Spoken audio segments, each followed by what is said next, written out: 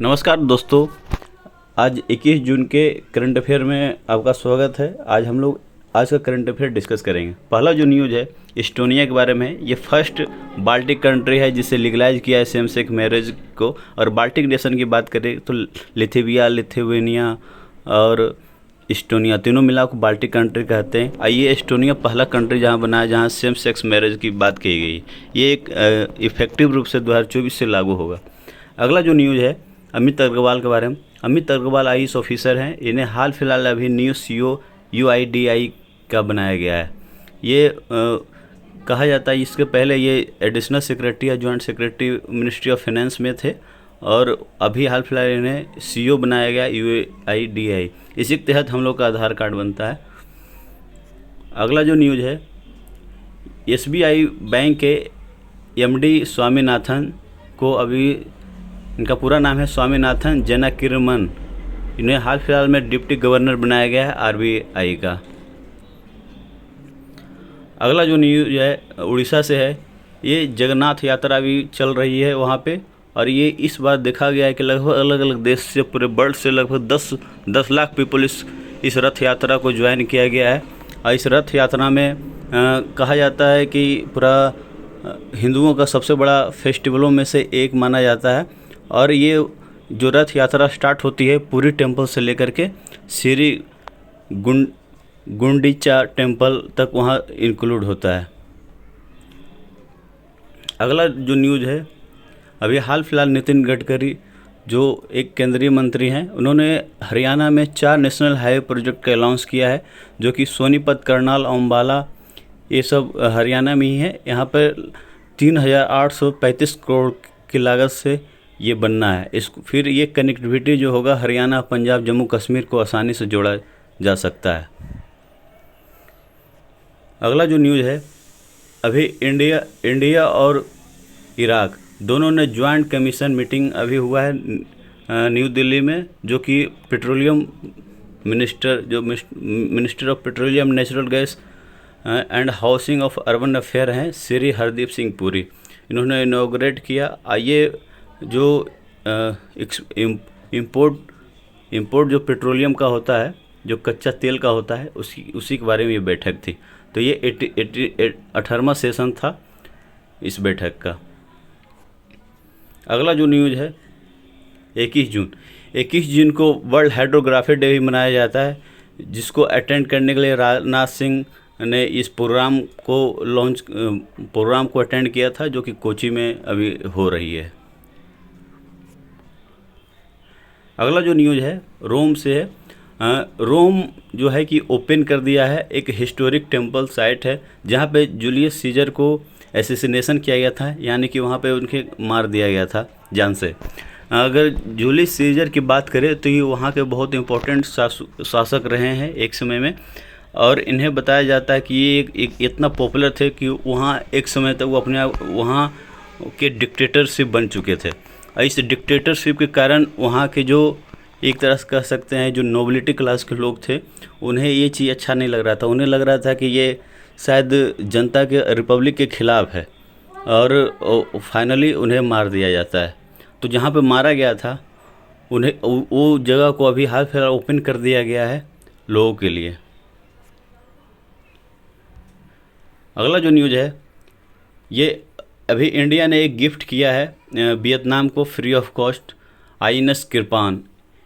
एक मिसाइल के रूप में है, एक तरह से एक गिफ्ट है मिसाइल कावर्ती आईएनएस कृपान। ये फ्री ऑफ कॉस्ट अभी वियतनाम को दिया गया है। ऐसा नहीं है कि हम लोग न्यू बना के दिए हैं, इसे ऑलरेडी जो इंडियन जो डिफेंस है वो 1990 में इसका उपयोग होता था, अभी फ़िलहाल में उपयोग नहीं होता है, तो हम लोग गिफ्ट कर चुके हैं वियतनाम। अगला जो न्यूज़ है तपस यूएवी। ये तपस जो है डीआरडीओ और इंडियन नेवी दोनों ने मिल करके ये जो इंडिजीनियस है इसको बनाया गया है। जो ये बनाया जहाँ गया है ये बेंगलोर बेस जो डीआरडीओ का ऑफिस है, मतलब वहाँ का रिसर्च है, उसी के द्वारा तैयार किया गया है। अगला जो न्यूज़ है चिल्ली के बारे में है।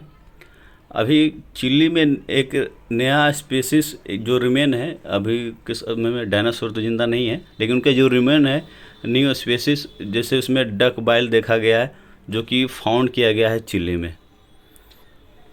यानी कि इससे हमें ये भी पता लग रहा है कि डायनासोर के जो स्पीसीज अलग अलग तरीके के थे। अगला जो न्यूज़ है, ये कार्निवोरस एलिगेटर गार, यानी एक एक फिश की तरह है जिसका हेड जो होता है वो आपको क्रोकोडाइल की तरह देखने को लगता है। तो ये हाल फिलहाल अभी देखा गया है जम्मू कश्मीर के डल लेक में, जो कि ये अगर बात करें तो इस टाइप का जो फिश होता है वो लैटिन अमेरिका की तरफ पाया जाता है, लेकिन यहाँ इधर भी देखने को मिला है कश्मीर में। तो ये न्यूज़ हो जाती है एलिगेटोर गार। अगला जो न्यूज़ है, ये अभी हाल फिलहाल यूएन ने एडप्ट किया है first ever international treaty protecting high सी।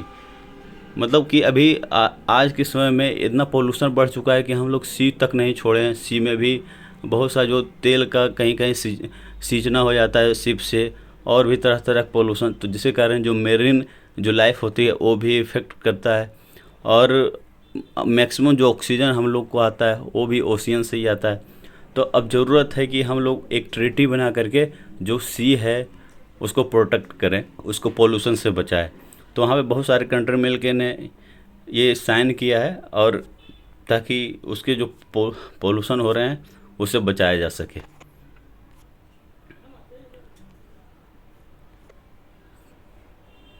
तो यूएन ने अडॉप्ट किया है इंटरनेशनल ट्रीटी प्रोटेक्टिंग हाई सी।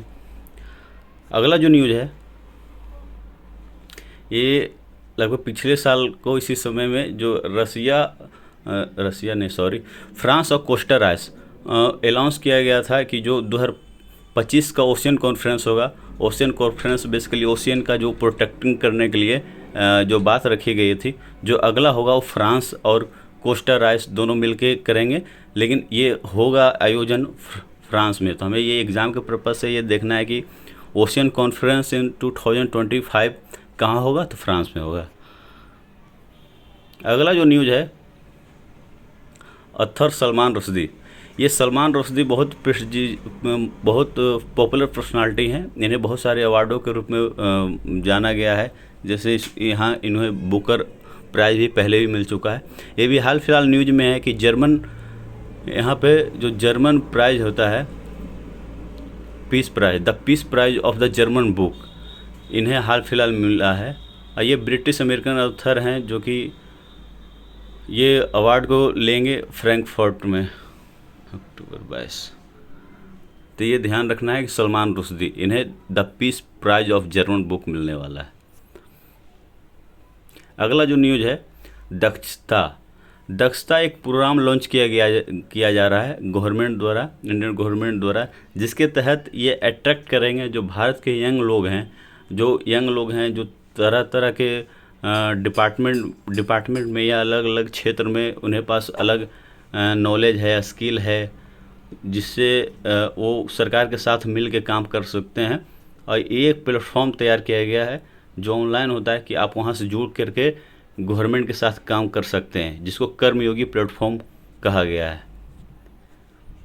ये लगभग कहा जाता है 18 कोर्स में ये बटा हुआ है। यहाँ पर अलग अलग पढ़ाई के लेके, चाहे अलग अलग कोर्स को लेकर के भी जो सरकार के साथ जुड़ सकती है और सरकार के साथ ये काम करेगी। तो हमें ये दक्षता ध्यान रखना है। अगला जो न्यूज़ है, एक Kanyakumari to California puppet artist perform in the USA. अभी कन्याकुमारी के एक बहुत पॉपुलर एक आर्टिस्ट हैं जिनका नाम है मुथु चंद्रा राव।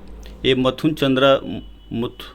चंद्रा राव, इन्हें हाल फिलहाल इन्वाइटेड किया गया है जो federation of Tamil Sangam of north America है, जिसको फेटना कहा गया है। वहाँ से इन्हें इन्विटेशन मिला है कि जो फेटना 36 कॉन्वेंशन अमेरिका में आयोजित होने वाला है जून 30 से जुलाई 2 तक, वहाँ पे ये अपना परफॉर्मेंस देंगे। तो इनका नाम ध्यान रखने की ज़रूरत है, मुथु चंद्रा रॉय। अगला जो न्यूज़ है, ICAR CTCRI, ICRCTC ये एक अवेयरनेस प्रोग्राम स्टार्ट किया है जो कि डाइट के लिए है, क्योंकि जहाँ खास करके जो ट्राइबल कम्युनिटी है, जो बहुत सारे जो वहाँ पे बैलेंस डाइट और माल न्यूट्रिशन की कमी होती है, तो उसे एक तरह से उसे अवेयर करने के लिए और उनके लिए जो फूड तैयार होता है, जो खास करके उसमें इंक्लूड किया जाता है पहले से ही जो विटामिन मिनरल्स है, उसके लिए अवेयर किया जा रहा है, ताकि जो ये माल न्यूट्रिशन लोग हैं यहाँ के लोग, उससे ये दूर हो सकें। अगर ये CTCIR की बात करें तो इसको central tuber crop research institute कहा गया, और ICAR के बारे में पता ही है। ये दोनों मिल करके ये अवेयरनेस प्रोग्राम स्टार्ट किए हैं। अगला जो न्यूज़ है, अभी हाल फिलहाल इसरो सेटअप किया है सैटेलाइट टर्मिनल फॉर ऑफिसिंग बोट।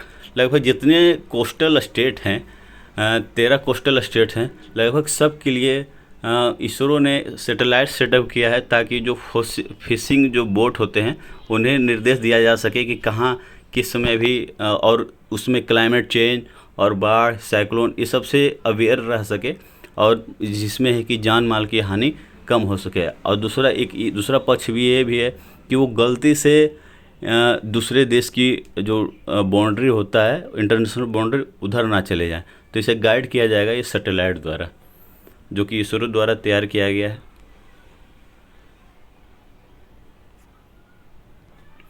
अगला जो न्यूज़ है, India move ahead with creation of theatre command for integrated war fighting.